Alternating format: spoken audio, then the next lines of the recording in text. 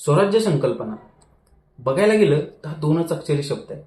पण हे सत्यात उतरवण्यासाठी किती मराठ्यांना स्वराज्याच्या कामी यावं लागलं असेल याचा आपण कधी विचार केलाय का?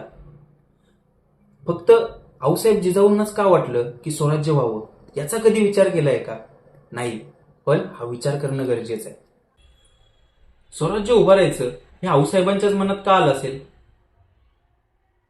हो, कारण याला कारणही तसंच आहे, ज्यामुळे ती स्वराज्य संकल्पना उदयास आली आणि सत्यात पण उतरली. आऊसाहेबांचे वडील लखुजीराव जाधव हे निजामशाहीकडे खूप मोठे सरदार होते. तसेच त्यांचे पती शहाजीराजे हे सुद्धा आदिलशहाकडे खूप मोठे सरदार होते. हे मराठी असून सुद्धा परप्रांतीय सत्ताधिकाऱ्यांकडे काम करत होते. पण हे परप्रांतीय सत्ताधिकारी येथील जनतेला त्रास देणं, शेतीचं नुकसान करणं, अवाजवी कर आकारणं या गोष्टी करत होते आणि ही गोष्ट आऊसाहेबांना कुठेतरी खटकत होती. तसेच निजामशहाला कुणीतरी सांगितलं की लखुजीराव जाधव हे मोगलांना जाऊन सामील होणार आहेत आणि या बातमीला खरं समजून निजामशहाने लखुजीराव जाधव आणि त्यांच्या 3 मुलांना भर दरबारामध्ये मारलं आणि या गोष्टीचा आऊसाहेबांना खूप संताप होता. 1640 मध्ये आदिलशहाने 3 नियम लागू केले.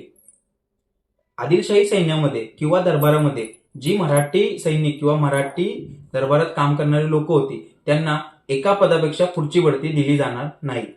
दुसरा नियम, आदिलशाही सैनिकाकडून कुठल्याही जनतेवरती अत्याचार झाला तर त्याला कुठल्याही प्रकारची शिक्षा दिली जाणार नाही. आणि तिसरी गोष्ट, मराठ्यांच्या सणामध्ये कुठल्याही मुसलमानाने त्यामध्ये सामील व्हायचं नाही. असे हे 3 नियम आदिलशहाकडून काढण्यात आले. या जाचकाटींना कायमस्वरूपी आळा घालून परकीय सत्तांना नष्ट करण्याच्या हेतूने आऊसाहेब जिजाऊंनी छत्रपती शिवाजी महाराजांसमोर स्वतःचं राज्य म्हणजेच स्वराज्य उभं करण्याची संकल्पना मांडली.